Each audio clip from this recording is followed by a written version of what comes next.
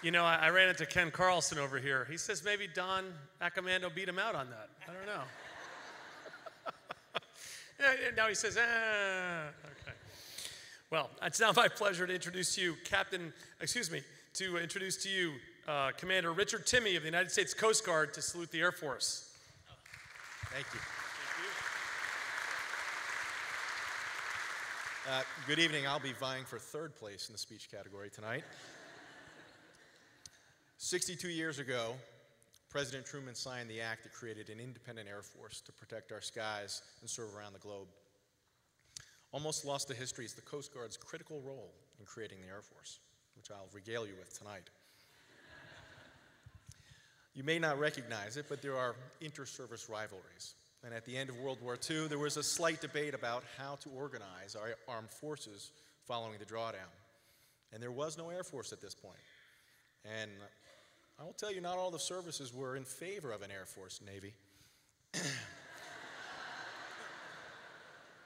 And on the panel, the Joint Chiefs of Staff panel, that may have not been the final decision body, but endorsed one of the reports, sat Admiral Russell Waesche, the Commandant of the Coast Guard. And he endorsed a report that the Navy dissented from. And I think we did that for two reasons. One, because we saw the value in the Air Force. And two, just to poke at the Navy. And so, today, whether it's Homeland Security or Homeland Defense, but particularly in search and rescue, the Coast Guard serves alongside our brothers in the bus driver uniforms.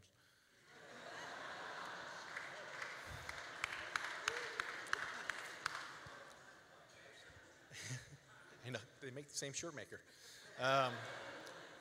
So whether it's resupplying troops in Iraq or Afghanistan or doing search and rescue on the homeland, the Air Force has tens of thousands of deployed overseas and here domestically. And they are our warriors in the air, in space, and in cyberspace. And so to our airmen today, I say, fly, fight, win, and offer a toast to the United States Air Force. A salute.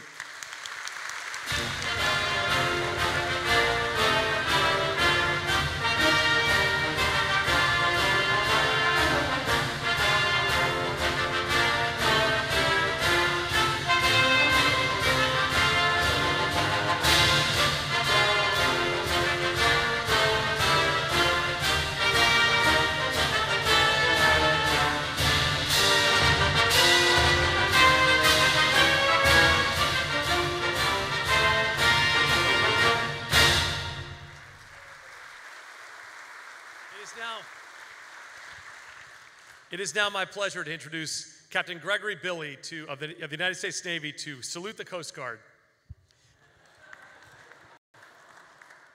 First, I feel like I ought to offer a rebuttal. When I was younger, I wanted to join the Coast Guard, and I thought about it long and hard, and I went and went down to the recruiting station and asked, can I join the Coast Guard? And they said, no, you're not physically qualified. And I said, why not? They said, well, to be in the Coast Guard, you have to be at least 6 feet tall. That way, if the boat sinks, you can walk back to shore.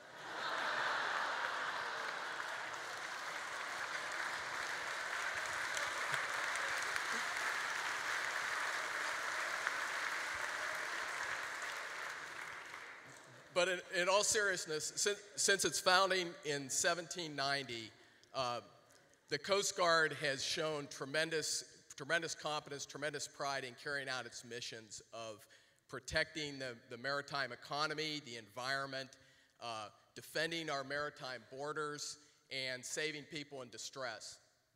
They have only 42,000 active duty, about 1/10 the size of the Navy, and yet in 2008 alone, they saved nearly 4,000 lives in search and rescue operations at sea. They stopped 185 tons of cocaine, 5,000 illegal migrants coming to the United States. They did maintenance and operations on over 40,000 navigation aids, including those out on the rivers here around Pittsburgh.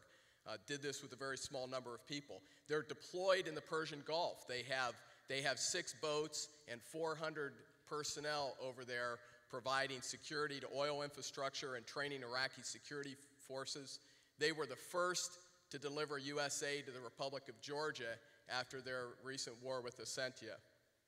So for 219, I would also say that my personal experience as a submarine officer, I've seen the Coast Guard in action. I've seen them escorting our ballistic missile submarines out on their deterrent patrols. I've seen them flying in at night, conducting or evacuating injured sailors off the deck of a pitching submarine in pitch black. Incredible courage, incredible skill. And for 219 years, the men and women of the Coast Guard have embodied their motto, Semper Paratus, always ready, and tonight we salute them.